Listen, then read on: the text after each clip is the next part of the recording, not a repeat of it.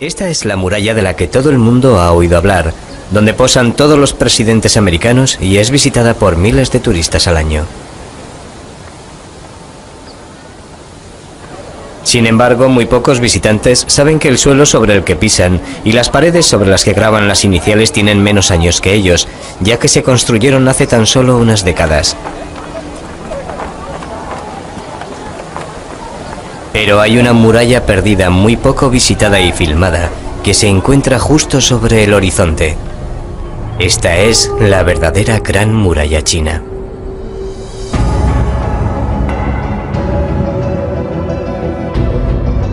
Comienza en las orillas del Mar Amarillo, se extiende a través de las montañas en dirección norte, atravesando Pekín, y llega hasta el corazón del norte de China.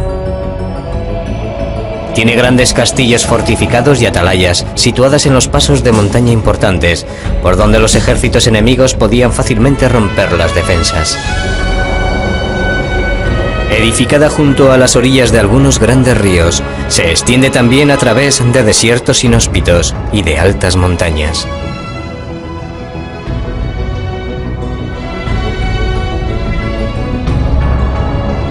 Inicialmente está construida en piedra, pero a medida que llega al desierto el material de construcción elegido es el ladrillo. Y finalmente la Gran Muralla termina aquí, en esta solitaria atalaya con vistas al Río Blanco. Es la mayor hazaña de la ingeniería mundial, alcanzando un total de más de 6.400 kilómetros, desde su comienzo hasta su final.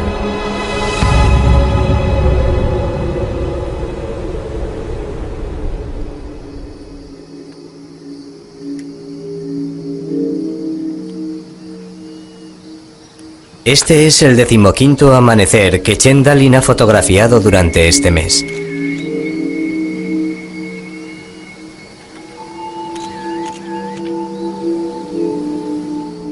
Pero Chen no es solo un fotógrafo, es un hombre que ha dedicado toda su vida a descubrir toda clase de información acerca de la Gran Muralla China. Durante años ha recorrido el país para buscar las ruinas de murallas olvidadas y abandonadas.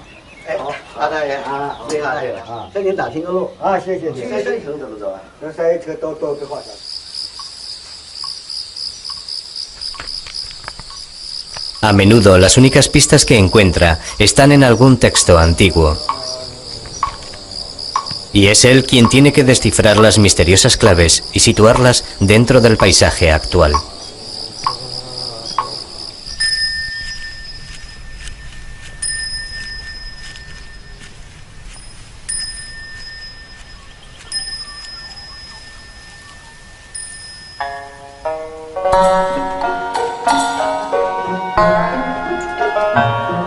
Valiéndose tan solo de un bastón para defenderse de las serpientes y de los perros rabiosos, ha recorrido miles de kilómetros. Sin embargo, ha obtenido varios éxitos. Después de ascender por esta frondosa ladera, descubrió una antigua muralla.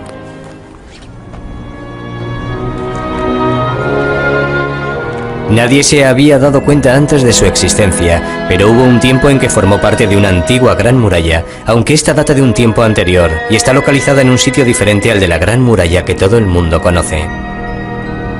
Y cuanto más investigan arqueólogos y científicos, más misteriosa se nos presenta la Gran Muralla. Chen ha descubierto miles de murallas abandonadas. De hecho, si alineásemos todas las murallas que ahora conocemos, sumaríamos un total de 56.300 kilómetros, casi lo suficientes para dar 2 vueltas a la Tierra. Pero, ¿por qué construyeron tantas murallas con un coste tan elevado? ¿De qué tenían miedo los chinos?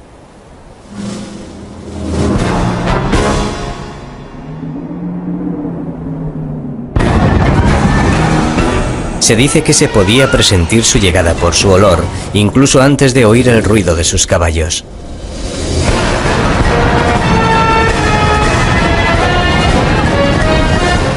Luego ya no se les podía frenar.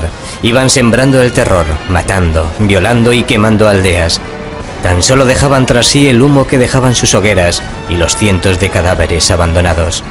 Se trataba de las hordas nómadas de las llanuras del norte, los hunos, mongoles, manchúes, Todos ellos venían a acabar con la plácida vida que llevaban los chinos.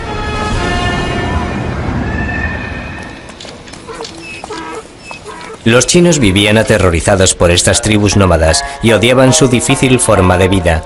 Un famoso poema decía: no tienen campos ni pastos, solo tierras baldías donde yacen los huesos entre arena amarilla. Estas tribus nómadas vivían solo del ganado. Sus animales les proporcionaban todas las necesidades básicas como comida, leche, carne, pieles para hacer tejidos y fabricar la yurta o tienda de los nómadas. El estiércol les proporcionaba combustible. Era la única manera de alimentar un fuego en este inhóspito paisaje. Las duras condiciones climáticas obligaban a los nómadas a trasladarse en busca de mejores pastos para el ganado. Cuando las enfermedades y el frío diezmaban sus animales, las hordas nómadas invadían a los chinos cuando estos se negaban a comerciar con ellos.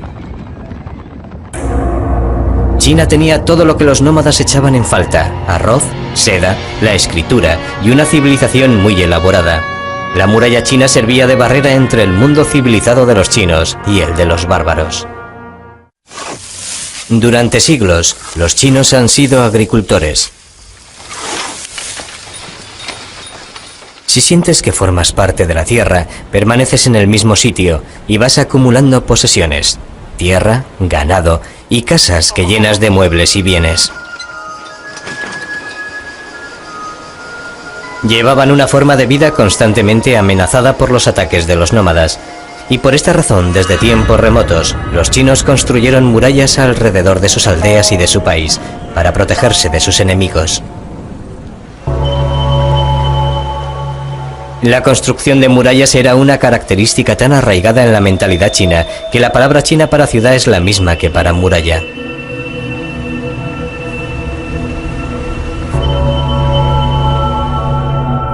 Edificar una muralla que rodease a un país del tamaño de China requería un hombre poderoso y de gran tenacidad. Un hombre tan poderoso que hizo que China llevara su nombre, el emperador Qin Shi Huangdi, el primer emperador de China. Empezó su construcción 2 siglos antes del nacimiento de Cristo, con una muralla que se extendía más de 6.400 kilómetros. Desde Lintao, en la China central moderna, atravesaba desiertos, montañas y mesetas hasta alcanzar la frontera coreana. Cuesta creer que se realizó en tan solo 12 años. Imagínense construir una muralla de 9 metros de altura y 4,5 metros de anchura, desde Nueva York a California sin ningún equipo moderno. En un principio, Shi Huangdi solo gobernaba un pequeño estado en el extremo noroeste chino, pero este no era suficiente para él. Se rodeó de un ejército invencible y uno por uno fue conquistando todos los estados vecinos. Se decía que Qin tragaba a sus vecinos tal y como un gusano de seda devora una hoja. Con toda China bajo su mandato, el emperador Qin llevó a cabo varias medidas, como crear una moneda única, el primer euro mundial. Estas son las buenas noticias. Las malas son que fue un tirano paranoico quien volvió a escribir la historia, gracias a sus desmanes. El descubrimiento de su tumba ha puesto de manifiesto tanto el esplendor como el terror que se vivió durante su reinado. En 1974, al este de su sepulcro, se excavó todo un ejército de terracota, soldados que protegían a su emperador de los espíritus malignos. Y no se trata de miniaturas. Son de tamaño real. Hasta el momento los chinos solo han excavado el 10% del yacimiento y ya han salido a la luz miles de soldados y unas 10.000 armas. Si se observan de cerca sus facciones, se comprueba que cada uno es diferente. Este ejército de terracota fue esculpido a partir de su homólogo en la vida real. El ejército aparece formado para entrar en combate. En la parte de atrás se encuentran una serie de mandos superiores dando órdenes. El mayor tamaño de su cintura nos informa acerca de su edad y categoría. En suma, se empleó un total de 700.000 hombres durante 38 años en la construcción de la tumba del emperador Qin. Una vez que había unificado China y reorganizado su imperio, Qin Shi Huangdi envió 300.000 soldados a la frontera del norte para poner fin a las incursiones de los nómadas. Cuando terminaron su trabajo, el emperador les ordenó que permaneciesen allí, y con 500.000 más de campesinos se encargaron de edificar la primera gran muralla china.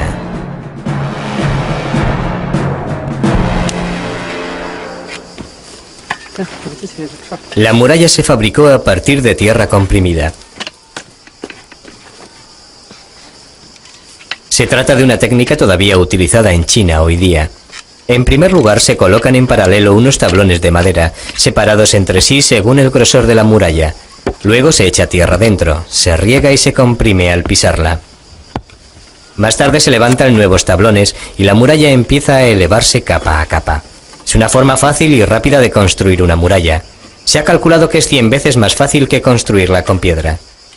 Esta es la forma en la que Xi Guangti edificó una muralla de 6.400 kilómetros en tan solo 12 años. Sorprendentemente, estas murallas son muy resistentes. Las murallas de esta antigua ciudad tienen casi 2000 años y se han conservado así gracias al clima extremadamente seco del desierto de Gobi. La muralla sirvió de protección a los chinos, pero se cobró un elevado número de víctimas. Millones de hombres murieron de agotamiento mientras trabajaban en la muralla. Algunos dicen que los muertos se utilizaron como mortero y se enterraron dentro de ella. Nadie logró escapar de la tiranía del mandato del emperador. Todos los campesinos pagaban sus impuestos y contribuían al creciente bienestar del imperio. La grandeza de China se construyó a expensas de los más pobres, y la historia de la dinastía Qin está llena de relatos tristes. Existe un cuento de hadas en China tan conocido como Blancanieves o Robin Hood lo es para nosotros. Dice así: en el corazón de un crudo invierno, Meng Qianlun decidió visitar a su marido, quien había sido enviado a trabajar en la construcción de la muralla. Quería llevar ropas de abrigo a su amado esposo y en primer lugar se dirigió a la primera torre para preguntar a los soldados por el paradero de su marido. Estos sabían que había muerto, pero no se atrevieron a decirle la verdad, así que la enviaron a la siguiente atalaya de la muralla, pero una vez más le dijeron lo mismo. Entonces recorrió la muralla buscando a su marido desesperadamente, desde la meseta del Tíbet hasta el mar amarillo. Aquí finalmente alguien le dijo que su marido había muerto, que era uno de los millones de almas torturadas que vagaban por la muralla. Su tristeza y desesperación fueron tan intensas que sus lágrimas consiguieron resquebrajar la muralla.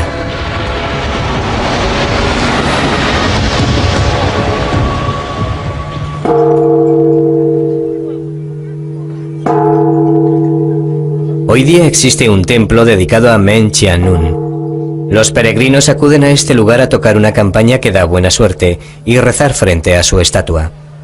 Incluso pueden observar a través de un telescopio la brecha en la muralla causada por las lágrimas de su heroína.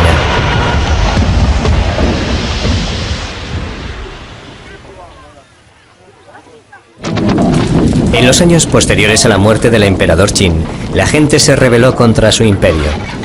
Se hicieron con las armas de sus soldados de terracota y golpearon a sus inofensivos soldados, quemando tejados de madera y enterrando el ejército hasta que fueron recientemente descubiertos. Pero esta sublevación campesina apenas tuvo ningún efecto en los futuros emperadores. Muy pronto una nueva dinastía empezó a edificar una muralla incluso mayor que la del emperador Qin. El emperador Qin construyó su gran muralla a costa de las vidas de miles de campesinos. Después, una nueva dinastía, la Han, continuó con su obsesión de edificar una gran muralla, pero ellos tuvieron una ayuda adicional. La estatua de bronce del caballo volador de Hunan es uno de los mayores descubrimientos de la arqueología china. Esta fue la última arma de la dinastía Han, una nueva raza de caballos introducida en China por sus enemigos nómadas. Era más rápido, fuerte y resistente que cualquier caballo que había existido en China. Se convirtió en el misil de crucero de esa generación, y por tanto no es de extrañar que el artista lo esculpiera volando por los aires, con sus cascos descansando sobre la parte de atrás de una sorprendida golondrina. Durante este periodo, a pesar de sus conquistas militares, la nueva dinastía de los Han todavía necesitaba una gran muralla. Por lo tanto, alrededor de la época en que vivió Jesucristo, construyeron una segunda gran muralla.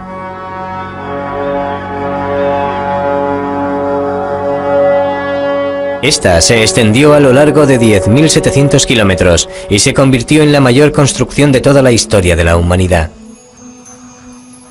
Tiene un total de 4.300 kilómetros más que la primera gran muralla del emperador Qin. No hay madera, agua o roca en el desierto. Sin embargo, los Han se las arreglaron para edificar una muralla que ha resistido la erosión durante 2000 años.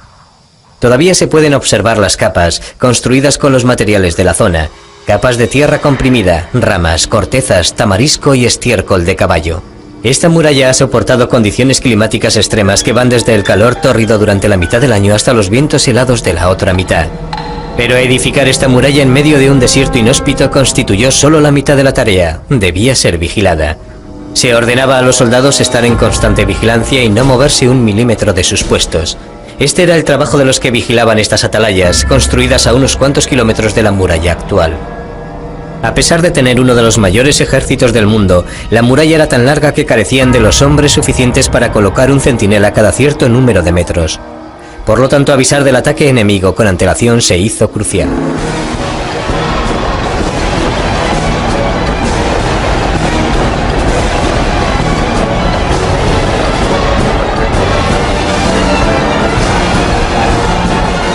Los chinos desarrollaron un sofisticado sistema de señales de humo con muy buenos resultados.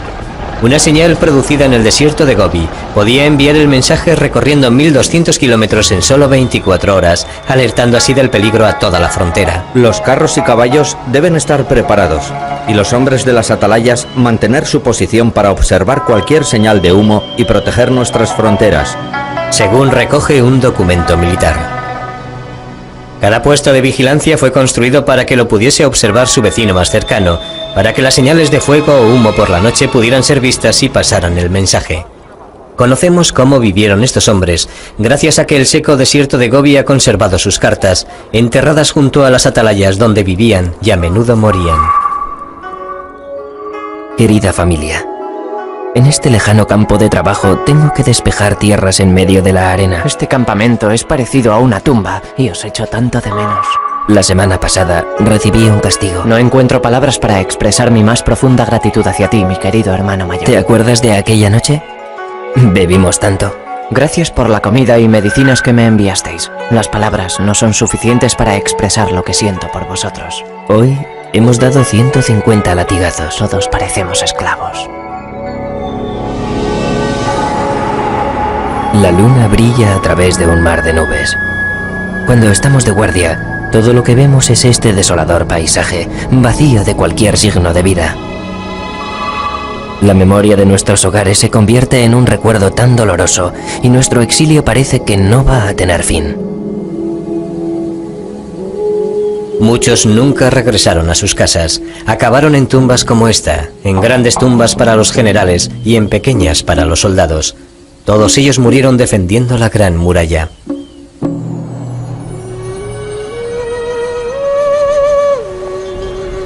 Pero el sufrimiento de los soldados sirvió para algo. Su presencia preservó de los ataques enemigos a comerciantes y viajeros.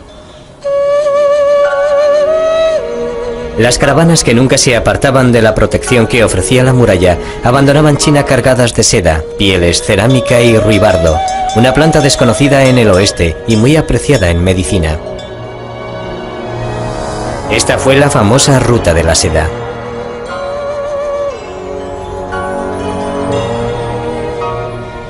Los comerciantes regresaban con oro, marfil y coral.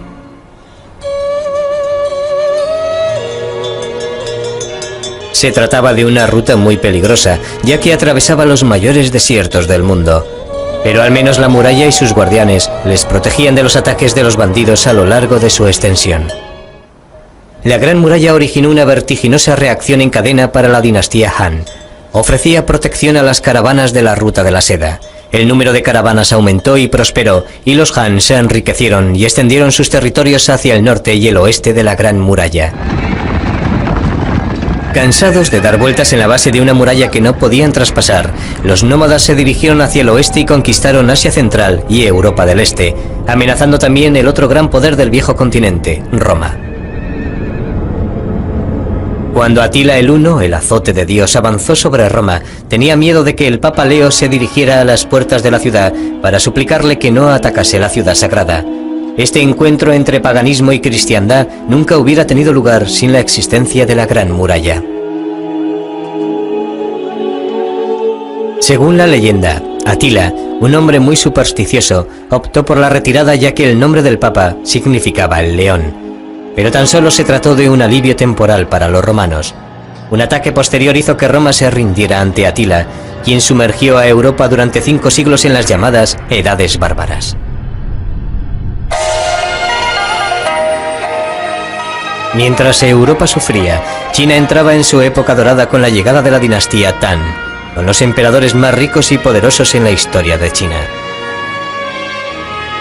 Hay estatuas de guardianes del espíritu esparcidas por todo el país que protegían las tumbas de la época dorada de China.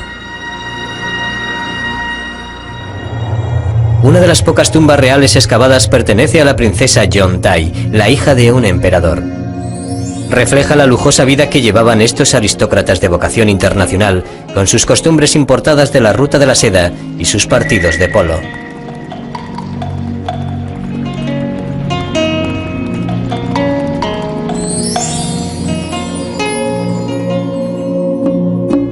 Los ejércitos de la dinastía Tang controlaban grandes áreas a ambos lados de la muralla, por lo que ya no se utilizaba como sistema defensivo y se convirtió en una ruina. Para mantener el orden en las estepas, los Tang prefirieron dar mayor importancia al comercio y la diplomacia, más que al sistema defensivo de la muralla. Y los mejores diplomáticos de la época eran las princesas chinas. Cada cierto periodo de tiempo se elegía una princesa para casarla con un jefe nómada. Se enviaba con sus eunucos, criados y montones de lujosos regalos.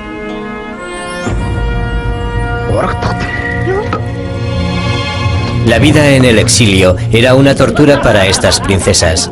Estaban acostumbradas a ser tratadas como frágiles bellezas de porcelana, y ahora se les obligaba a comer trozos de carne cocida, beber leche fermentada de yegua y dormir con un marido bárbaro que nunca se lavaba. Una princesa se lamentaba así. Mi casa es la yurta. Mis paredes son de fieltro. Mi bebida es la leche fermentada. Vivo en un país extranjero soñando en convertirme en una grulla amarilla para poder volver a mi hogar. Enviar una princesa al exilio y casarla con un bárbaro parecía en principio un precio muy pequeño para comprar la paz. Era desde luego un sistema más barato que construir y vigilar una gran muralla. Pero esta política solo tuvo un éxito transitorio. Un nuevo peligro les acechaba desde los eriales del norte del país. China estaba a punto de enfrentarse con el guerrero más cruel que ha conocido la historia. Más allá de la gran muralla, los pueblos bárbaros recorrían Asia destruyendo aldeas y saqueando todo lo que se les cruzara en su camino. Aquí empezó la peor pesadilla que ha vivido China, con el nacimiento de un niño con su mano derecha empapada en sangre, un presagio de lo que iba a suceder.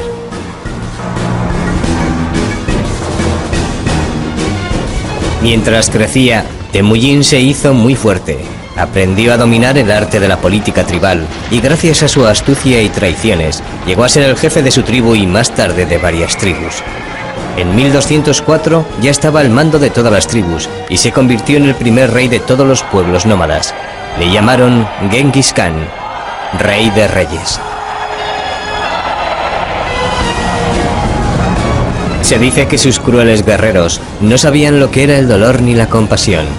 Podían cabalgar durante días sin desmontar. Cuando escaseaba la comida sorbían la sangre de sus caballos. Nunca hacían prisioneros, ya que masacraban ciudades enteras. La gente les tenía tanto miedo que se rendía sin ofrecer resistencia. Genghis pronto dirigió su atención hacia el sur, hacia las fértiles tierras de China. La mano sangrienta de su nacimiento estaba a punto de cumplir con su terrible destino. Durante el verano los cauces secos de los ríos ofrecían rutas fáciles de invasión a los nómadas, cuya intención era saquear las ricas ciudades chinas de las llanuras. Por esta razón estos pasos permanecían fuertemente vigilados, a pesar de que habían dejado que el resto de la gran muralla se convirtiera en una ruina. Un ejército mongol de 100.000 guerreros invadió China a través de este paso situado al norte de la capital, Pekín. Hoy día es todavía la vía principal por donde el tren y la autopista en dirección a Pekín pasan a través de las montañas. Genghis Khan se detuvo aquí frente a la puerta norte de la fortaleza de Jiyongguan. Los chinos horadaron la tierra ante la puerta para colocar estacas que frenaran el avance de las hordas mongoles y sellaron la gran puerta de la fortaleza con hierro para impedir que la abrieran. Después de un mes de espera y sin ninguna señal de debilitamiento de la fortaleza, Genghis Khan decidió flanquearla. Mandó un grupo de soldados a través de las montañas, donde los chinos en esta época no se habían preocupado de mantener en pie la muralla, y atacaron la fortaleza por la parte de atrás. Cuando el ejército chino se dio cuenta de lo que estaba pasando, ya era demasiado tarde. Los mongoles avanzaban por la llanura atacando Jiyongguan por la retaguardia. Destruyeron la puerta norte y dejaron pasar a todo el ejército. Los bárbaros y extranjeros reinaban ahora en China. Fue una lección que los chinos nunca olvidarán. El sucesor de Genghis Khan fue Kublai Khan, quien gobernó el mayor imperio que ha conocido la historia. Se extendía desde China hasta las mismas fronteras de Europa y no necesitó la ayuda de una gran muralla, lo controlaba todo. A pesar de su influencia, Kublai Khan no iba a durar en el poder. Los chinos todavía consideraban a los gobernantes mongoles bárbaros invasores. Las devastadoras inundaciones del río Amarillo desencadenaron una revuelta popular contra los odiados soberanos extranjeros y los mongoles fueron derrocados.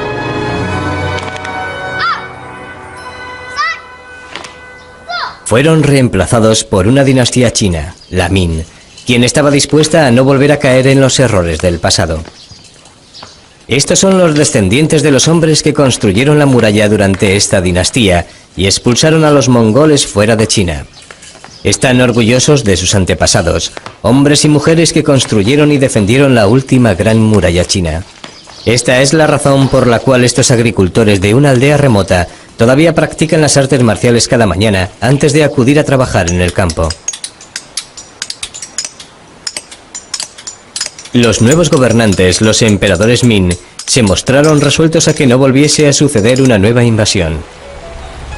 Por lo tanto, en 1368, cuando Europa estaba siendo diezmada por la peste negra, los emperadores Min llevaron a cabo el mayor proyecto de la ingeniería civil del mundo. Es incluso mayor que las murallas anteriores, ya que ésta se construyó en piedra en su mayoría. La muralla Min se extiende desde Sanaiwan en el Mar Amarillo hasta Yaiyuguan en el desierto de Gobi.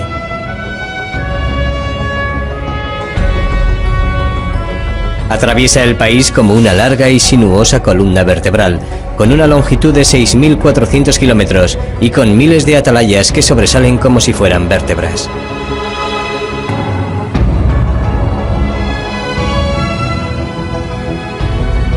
La mayor parte de la muralla está construida en piedra, un material de construcción 100 veces más difícil de utilizar que el ladrillo.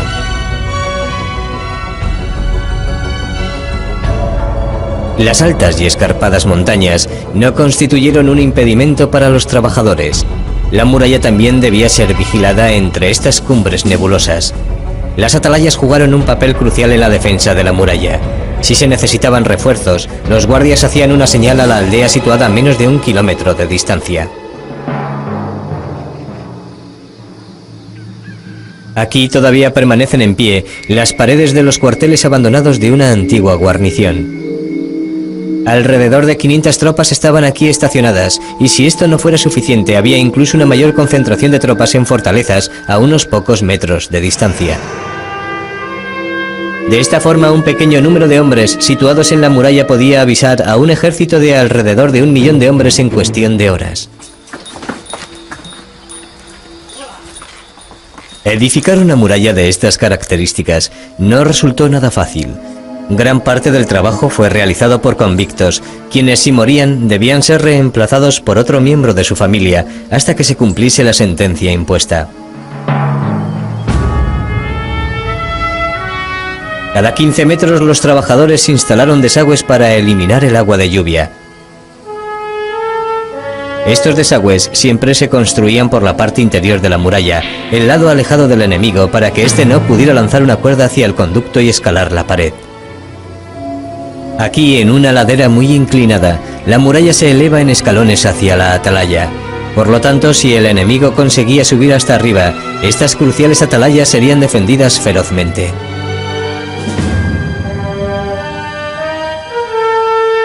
Las atalayas sobresalen por encima de la muralla. De este modo los arqueros podían arrojar flechas sobre los soldados de abajo. Estos torreones tenían una zona cubierta para que las tropas se cobijaran del frío, descansaran y almacenasen las armas. En la zona descubierta de la parte de arriba, protegida por almenas, las tropas mantenían la vigilancia y contraatacaban. Es un sistema de defensa asombroso, sobre todo si tenemos en cuenta el terreno sobre el que se construyó. Esta sección es casi vertical, ya que se eleva sobre una fuerte pendiente. En esta parte tiene tan solo una anchura de medio metro y una caída de más de 300 metros.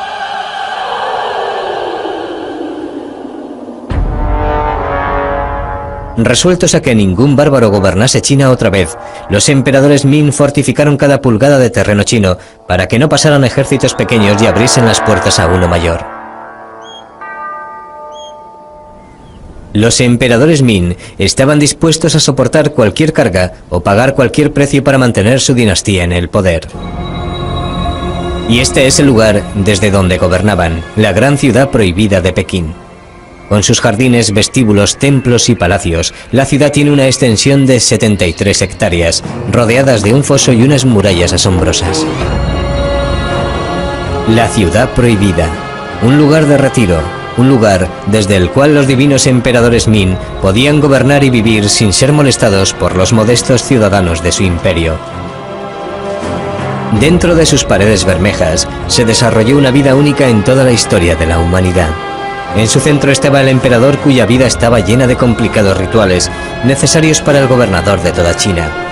Si se celebraban, el país prosperaría y florecería la dinastía Ming. El emperador tenía a su servicio un ejército completo de concubinas y, guardando a estas, un ejército incluso mayor de eunucos. Uno de los últimos emperadores de la dinastía Ming, Guanli, fue un monarca muy débil que consiguió permanecer en el poder durante 47 años. Guanli gobernó desde su palacio y nunca se dejó ver por sus ciudadanos o sus ministros, e incluso muy rara vez por sus eunucos. Aislado de casi todo, no sabía lo que estaba pasando en el país que gobernaba. Los emperadores Ming permanecen enterrados en unas tumbas al norte de la capital, Pekín.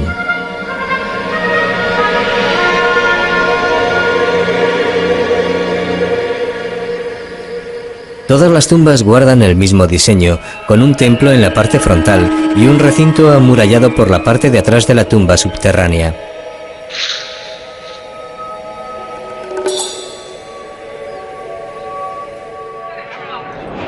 Debido a su largo mandato, Guanli construyó una enorme tumba, y en 1956 varios arqueólogos chinos decidieron abrirla, la única tumba de un emperador Ming que ha sido excavada. Mientras los trabajadores abrían las pesadas puertas de la tumba, se puso al descubierto un pasillo inmenso, mucho mayor que cualquiera de los que hay en una tumba de un faraón egipcio.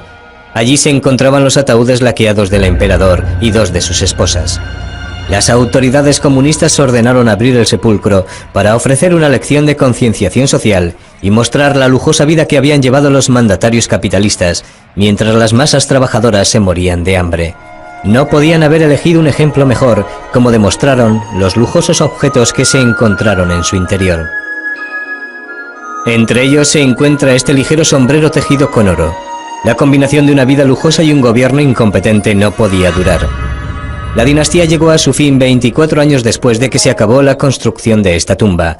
Pero el fin de los Ming no llegó a través de la muralla, estuvo causado por la belleza de una mujer. Los chinos creían que su gran muralla, construida por millones de obreros, les protegería para siempre, pero no fue así. La historia comienza con el saqueo de Pekín en 1644 por un ejército rebelde. Durante el caos que se produjo después, una tribu nómada, los manchúes, vieron la oportunidad perfecta para invadir China. Su inmenso ejército avanzó sobre China, pero la muralla permaneció intacta. Durante su invasión no se destruyó ni un centímetro de muralla. Esta es la fortaleza que los manchúes querían conquistar. Estaba gobernada por el general más importante y fiel de todo el imperio, el general Gu. Por ello resulta extraño que no se encuentre entre la muestra de soldados más valientes de la fortaleza.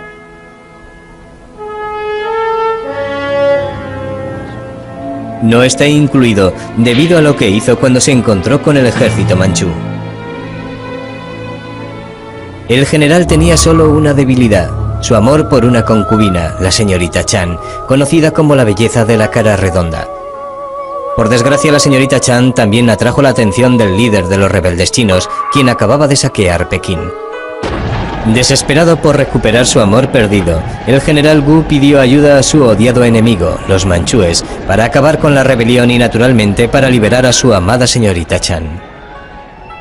Aquí en Sanaiwan, el general Wu hizo algo inconcebible: abrió las puertas de la Gran Muralla para dejar entrar al ejército manchú. El mayor proyecto de la ingeniería civil mundial falló no debido a ninguna debilidad estructural, sino a causa de la sonrisa de una hermosa joven.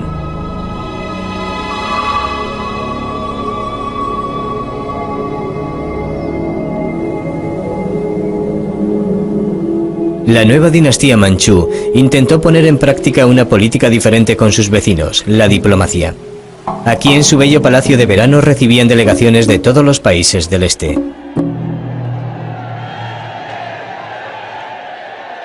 La asistencia era obligatoria. Esperaban que sus vecinos pagasen sus tributos al emperador. Esta era la diplomacia manchú. Pero los huéspedes debían sentirse cómodos. El emperador incluso envió oficiales al Tíbet para dibujar y medir la residencia del Dalai Lama y luego construir un modelo a escala para recibir a sus huéspedes. El Dalai Lama nunca hizo el viaje.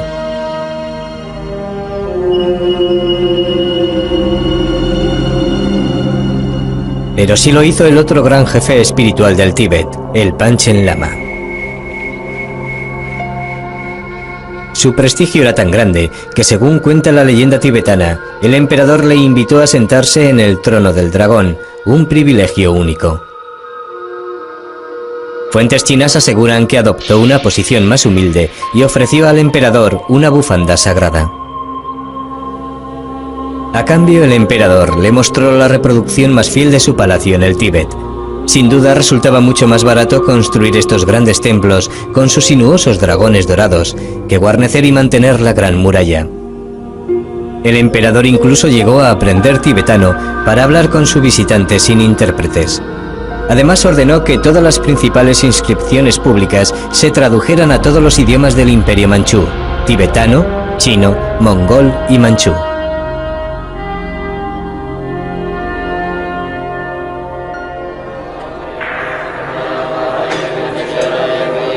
Varios monjes se instalaron aquí y hoy día continúan con los rituales budistas, mucho después de que el último emperador abandonase el trono.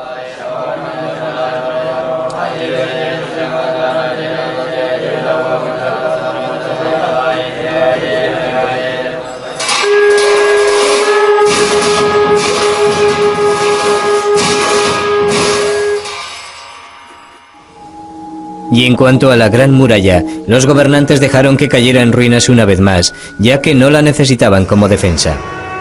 La única muralla de la que se preocuparon es la que rodeaba a su palacio, construida para proteger los animales salvajes que les gustaba cazar.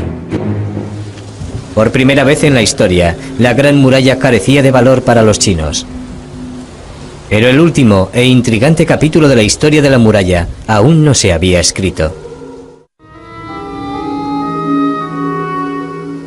La Gran Muralla, el mayor y más asombroso portento del mundo antiguo, cumplió con su misión durante 2000 años. Sin embargo, fue tan solo en los últimos 200 años cuando Occidente se fijó en ella.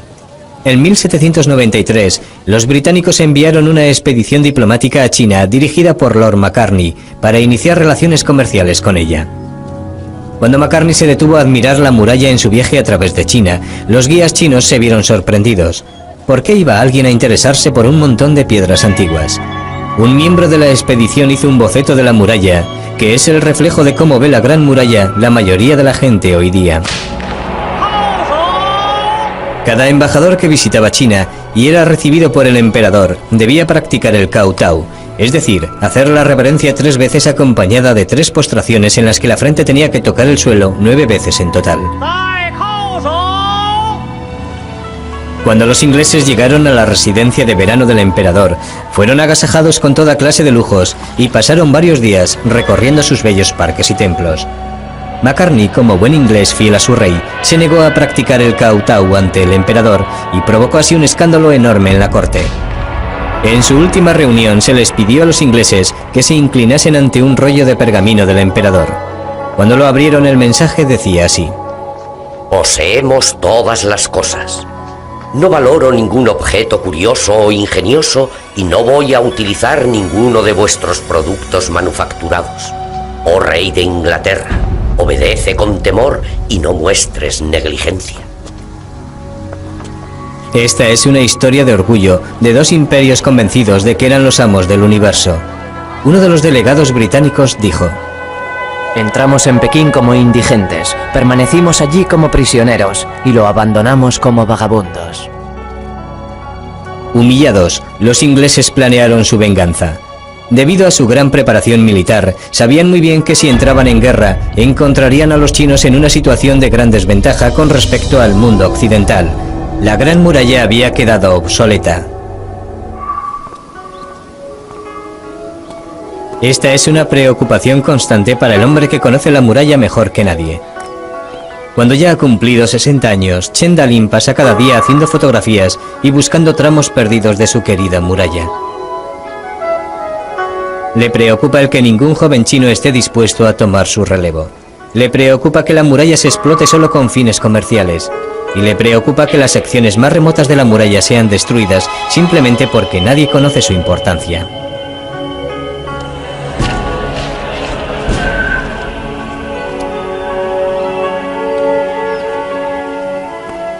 Mientras Chen recorre China, también regresa a épocas pasadas.